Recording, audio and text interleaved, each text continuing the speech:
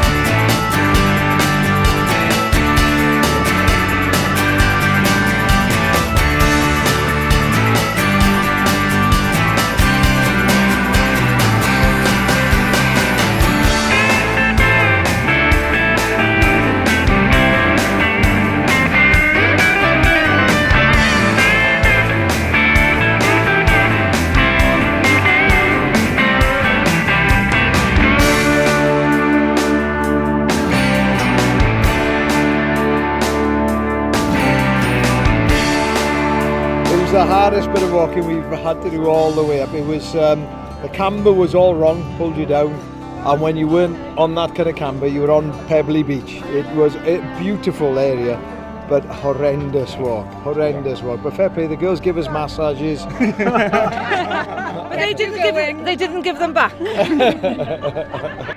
Mae Jonathan a mae Dr Dylan yn ei gwaith eithriadol ar y munud. Heb nhw, dwi'n meddwl sy'n wedi gallu cyrraedd pen diwrnod 4.